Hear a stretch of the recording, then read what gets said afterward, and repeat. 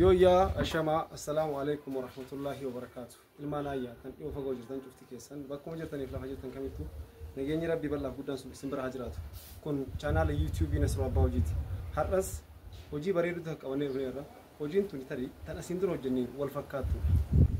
Gartee haala gaariin akka gaariitti hojjennee xumurree kwalitii isii waan isiif barbaachisu guunnee dhufnee jirra. Mi'aan tokko waliin haa daawwannu. Kun akkuma agartan soofaa L shape dha. Abbaa torbaati jechuudha. L shape kanuma kanaan dura fakkaatu san hojjennee isa xumurreedha jechuudha. Gartee soofaa kanarratti fakkeenyaaf soofaa isa kanaan duraati irratti maacaawachaa yookaan immoo gartee waan akka tiraasidha gurguddaadhaan goonee abbaa afuriin ofirraa geessine har'a mootiyyuu koomentii soofaa sanarratti fudhanneen tiraasiiwwan yookaan maacaawachaa yookaan tabsiiftuuwwan jedhaman tunniin abbaa jahaatiin goonee hojjennee jechuudha. Mee waliin haa ilaallu. Fakkeenyaaf dizaayinii kana fakkaatuun akka gaariitti xixiqqaadhaan jechuudha. Isaan kanaan xixiqqaadhaan. Dhagaaf duraa garuu isa kana ta'ee guddaadhaan waan hojjenneef abbaa afuriitiin goonee turre. Har'a immoo abbaa jahaatiin halluu mootiyyuu akkuma soofaatitti wal keessa yookaan halluu bifa lamaatiin hojjennee jechuudha. Soofaa gaafa duraati irratti halluu bifa carqii tokkootiin hojjennee har'a mootiyyuu carqii lamaanuu fakkeessinee hojjennee jechuudha. Hojii tokko hojjetan waa hanqachuun waa balleessuun waanuma jiraata. Garuu waan hanqisan yookaan waan balleessan san irraa immoo deebi'anii irraa waa baratanii sirreeffachuulleen waanuma jiru jechuudha.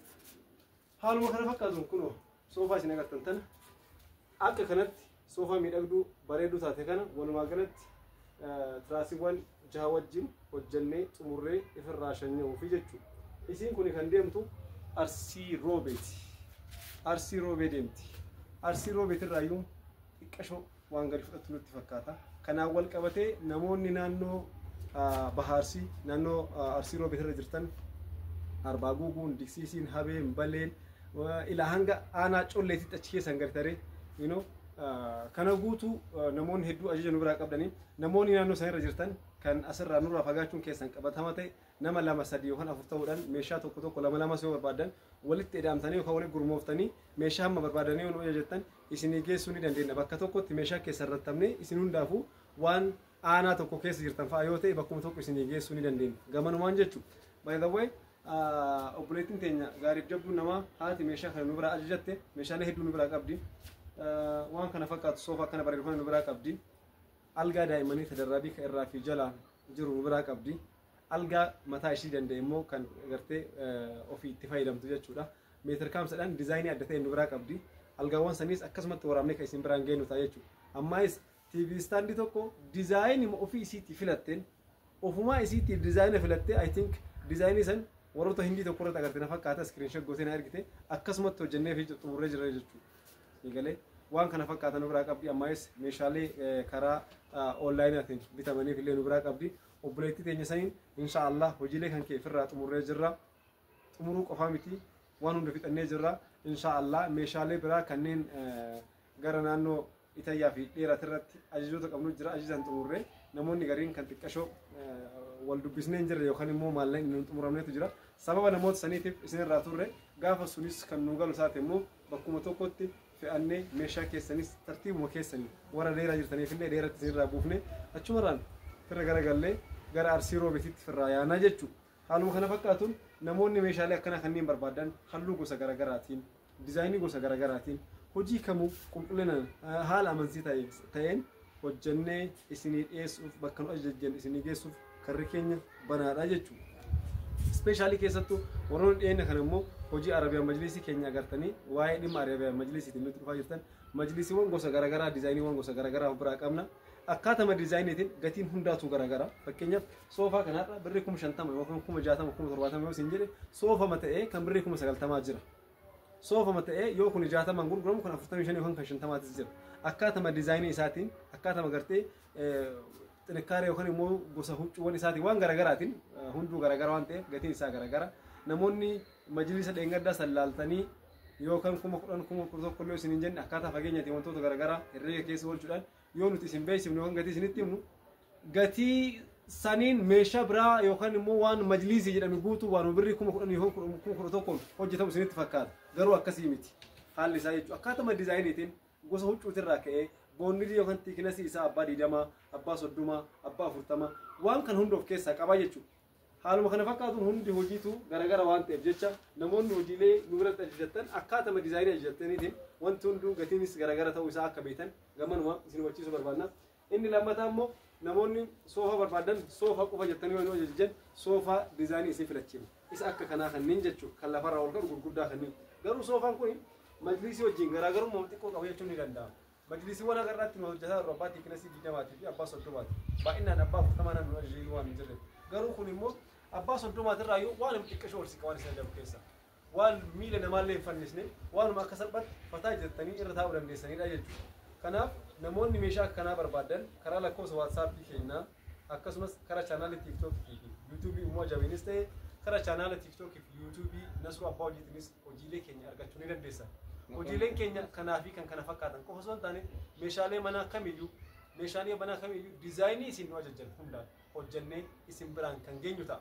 Akkasumas meeshaalee suuqarraa isinii bitaman firiijii, televiziyoona, qassaalaa, furuun gurguddaa, furuun xixiqqaa, soolaariiwwan gurguddaa, everything waan barbaadan kamiifuu karri keenya banaadha. Ammas warri Arabiyaa majlis nu ajajattan yookaan warri soofaas nu ajajattan sataaraa yookaan maggaarajaawwan barbaadan yoo jiraate kanneen meeshaa isin wajjin maash ta'uu danda'an ajajachuu barbaadan gamanuma nu ajajattanii bal'ina mana keessanii gartee hojja mana saniitii fi bakka sataaraan sun isa barbaachisu maatii keessan yeroodhaan safarsiiftanii yookaan akka isin mattaran gochuudhaan bal'inni gidaara sataara barbaadu hammana dheerinni hojii isaa mootuu yoo hagara jettanii nu beeksiftanii jechuudha. Akka kan inni lammataa as keessatti yeroo baay'ee warroonni Arabiyaan majlisa ajajachuudhaaf dhuftan waan tokko kaaree jechuun kun akkamii, ellii jechuun kun akkamii, muluu soofaa jechuun Arabiyaan majlisii guutuu jechuun akkamii namoonni jettanii nu gaafatanii jiru. Fakkeenyaaf Arabiyaan majlisii guutuu jechuun abbaa meetira 12ti. Meetira 12 jechuun kun asii akkas zooree asiin dhufee asiillee likkima kanaatitti kagalutti jechuudha. Meetira 12 akka ta'utti hojjetamu guutuu kan jedhamu. Kabiraan mootuyyuu namoonni guutuu ajajatuun barbaanne meetira 6 barbaanne meetira 7 mee akkamii namoonni jettanii yeroo baay'ee nu gaafattan fakkeenyaaf asirraa kaasee haga asiitti meetira 6 osoo ta'e manni keessan saalooniin keessa bal'inni isaa meetira 6 osoo ta'e dheerinni isaa akkanatti dalgatti meetira 6 yoo ta'e kan irraa gadi darbu kun asitti meetira 2 irratti yoo dhaabate waliigalatti achirraa achi meetira 6 asitti meetira 2 meetira 8 jechuudha. Meetira lakkaasisuun akka isin rakkifneef isinitti himaa jira jechuudha. Gartee meetirii keessan mana keessan safaranii isinitti himuu yoo akka barbaachise ta'e fakkeenyaaf saalooniin kun achi ol seename yoo ta'e yookaan asii ol yoo seename saalooniin kun akka kanatti ta'a jechuudha. Keessumaan asiin ol seentu yoo ta'e gartee amma garri kun girgiddaan gara kanaan jiru dheeraa ta'a jechuudha yookaan ni dheerata. Bal'inni isaa mootuyyuu asirraa gadi jechuudha. Asirraa haga bakka balbalaatitti bal'ina jedhama mire. Kanaaf asii achi meetira 5 yoo ta'e asii gadi immoo meetira 3 yoo ta'e wanni isin barbaadan sun jechuudha. Bakka gidaarri irratti cabuufate jechuudha. Wanni isin safaruu qabdan asitti haga asii meetira 5 dheerata. Bakka sana irraa immoo gidaarri akkana meetira 3 dheerata yoo jettan akkaataa saniin jechuudha. Walumaa galatti akkaataa saniin bal'inaa fi dheerinna isaa hojja mana keessanii jechuudha. Asii achi meetira 7 dheerata. Irra gadi deebi'u immoo meetira 2 haa ta'u 5 haa ta'u 4 haa ta'u akkaataa barbaadaniin mana keessan safarsiiftanii yookaan lakkaasistanii nutti himattanii nuti immoo gatii isaa isinii baasna. Waan isinii hojjennu kana guutuu irratti fageenyas jiraadha dhiyeenyas jiraadha transporteeshiniin keenya firiidha. Gatiin geejjibaa firiidha. Kuni ka ta'u mootuyyuu fakkeenyaaf majlisii tokko nama tokkoof kaaree tokko otoo birrii 11,000 hojjedhee dheerinni isaa fageenyi isaa asuma Shaashamannee keessa otoo ta'ee birrii 11,000 hojjedhee hasaasa yoo jiraatte immoo yoo xiqqaate birrii 500 sirratti dabaluun kiyya waan oolle 500. Kana jechuun garuu meetira 5 ajajattee otoo 500 sirratti dabalee birrii 2,500 dhufu. Garuu meeshaa san immoo asirraa namni birrii 2,500 hasaasa siifee konkolaataan akkasii hin jiru. Wanni sii galuu qabu. Namni hasaasan siifee hin jiru. Nuti garuu ni feena. Gartee asii achitti birrii 500 qofa sirratti yoo dabaladhe siifee sii geessa. Geessuu qofaa miti immoo bakka biraatitti fakkeenyaaf namoonni sii geessan ni jiran fe'anii. Herreega ofiitiin immoo suni addatti gartee sii geessan. Garuu hoo ogeessi dhaqee majlisa kan achitti sii gaxxamuuf herreega biraa addatti kafalta. Gartee herreega biraa si gaafatan bakka biraa bilbilaatti gaafadha.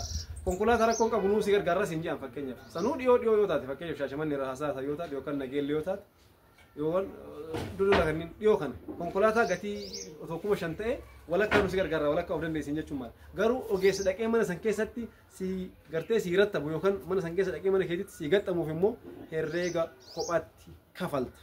Nu bira garuu kun hin jiru. Nu biratti firiidha hundumtuu. Kana ta'uu hubadhaati akkaataa barbaadan fakkeenyaaf majlisa yoo barbaadan diizaayinii barbaadan san dhaqaa TikTok nama biraa jala seenaa.